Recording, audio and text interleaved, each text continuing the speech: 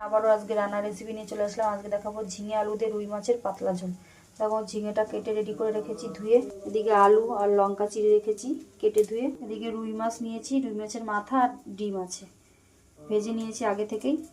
এদিকে কড়াইটা বসিয়ে দিয়েছি, এবার তেল দিয়ে দেবো। তেল দিয়ে দিয়েছি, এবার তেলটা গরম হয়ে গেলে একটু ফোড়ন দিয়ে দেবো। তেলটা গরম হয়ে গেছে এবং একটু রাঁধুনি ফোড়ন দিলে, আমি রাঁধুনি ফোড়ন দিয়ে করবো, আপনারা চাইলে জিরে ফোড়নও দিতে পারেন। এবার আলুগুলো ভেজে নেব। আলুগুলো দিয়ে দিয়েছি, এবার লাল লাল করে ভেজে নেব আলুগুলো, ততক্ষণ ভাজা হতে থাকুক আলুগুলো। এবার ঝিঙেগুলো দিয়ে দেবো, আলুগুলো ভেজে নিয়েছি, এবার চেরা কাঁচা লঙ্কা দিয়ে দিলাম, এবার হালকা করে ভেজে নেব। এবার একটু লবণ হলুদ দিয়ে দেবো, একটু লবণ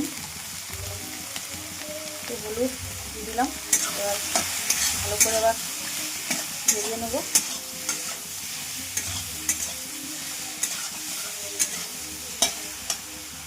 এবার আলুগুলো দিয়ে দেবো ভেজে রাখা, একটু নাড়িয়ে নেব।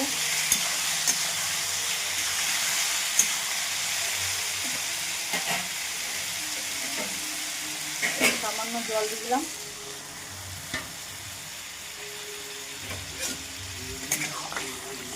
এবার হালকা একটু ফুটে গেলে তারপর মাছগুলো দিয়ে দেবো, পরে এবার দেখাচ্ছি তোমাদের।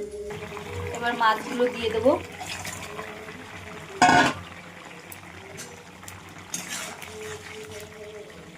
এবার হয়ে গেছে, আর একটু ফুটিয়ে তারপর নামিয়ে দেবো। এরকম পাতলা ঝোল যারা খেতে চাও ঝিঙে আলুর, এরকমভাবে করতে পারো। আমি কোনো কিছুই মশলা দিইনি, খালি রাঁধুনি ফোড়ন দিয়ে লঙ্কা চিড়ে দিয়ে করেছি, খেতে খুবই ভালো লাগে। ঝিঙে আলুর পাতলা ঝোল কমপ্লিট। আমার রান্নার রেসিপি তোমাদের ভালো লাগলে অবশ্যই লাইক কমেন্ট সাবস্ক্রাইব করে বলবে কেমন হয়েছে। এবার নামিয়ে দেবো। তাহলে তোমাদের দেখিয়ে দিলাম আজকের রেসিপি ঝিঙে আলুর দিয়ে রুই মাছের পাতলা ঝোল। তাহলে আবার কালকে কোনো রেসিপি নিয়ে আসবো তোমাদের সামনে। আজকের রেসিপি এই পর্যন্ত।